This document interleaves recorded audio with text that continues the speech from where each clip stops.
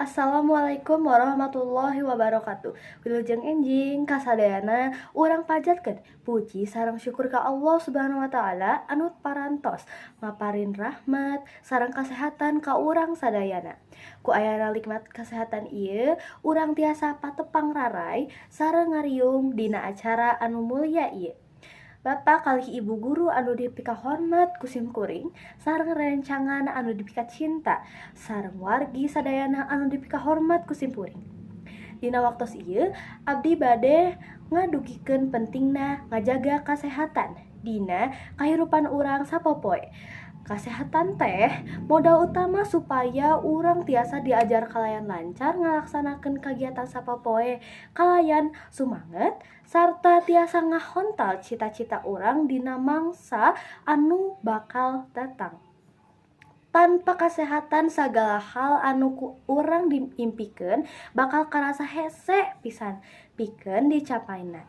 Tah, salajengna urang sadayana oge kudu wajib ngajaga kasehatan sareng kabersihan diri. Tah, dina kahirupan sapopoe nya hal-hal leutik anu misalkan ku urang teh sok dianggap eta teh hal enteng nya, padahal baraya hal leutik eta anu sok jadi pangaruhna gede di kahirupan urang sapopoe. Tah, contoh nyatana nyaeta mandi anu rutin.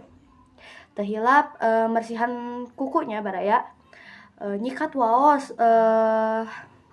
unggal poe nya, nganggo baju bersih sarta henteu hilap cuci tangan samemeh tuang atanapi saatos ti jamban. Tah baraya hal-hal leutik sapertos kitu teh anu tiasa ngabantu urang nyinkahan rupa-rupa jenis panyakit nameh urang sadayana henteu babari kapapar panyakit. Tah, baraya sanes kabersihan hungkulnya anu bisa ku urang teu dijaga, tapi kabersihan lingkungan oge ku urang kudu dijaganya. Baraya kusabab eta teh penting pisan di kahirupan urang sapopoe tah baraya.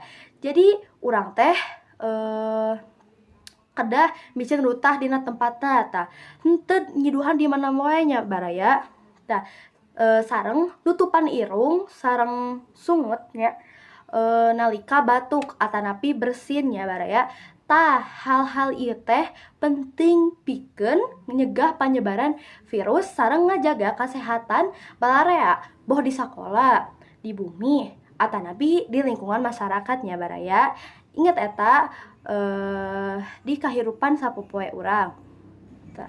Salajengnya nya baraya, lamun misalkan urang teh hoyong jadi jalmi anu jagjag sareng waringkas. Tah, urang teh kudu rutin ya mersihan diri tina sagala kotorna jasmani. Misalkan lingkungan anu kotor teh tiasa jadi sarangna panyakit loh baraya.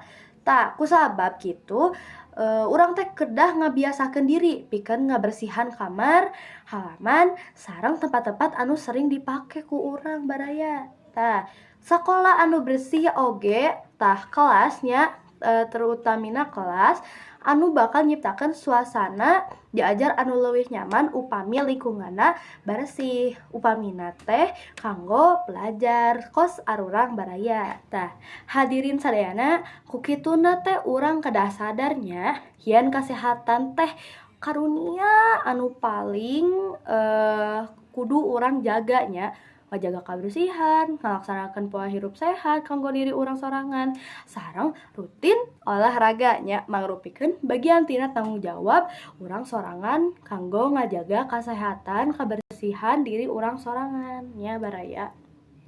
Cakap sakitu biantara anu tiasa ku abdi kusim kuring percarioskeun ka baraya sakalian. Hatur nuhun ka Bapak, kali Ibu guru sareng baraya anu atos ngadangukeun biantara abdi. Kana pertahatosanana oge dihampurakeun. Wassalamualaikum warahmatullahi wabarakatuh.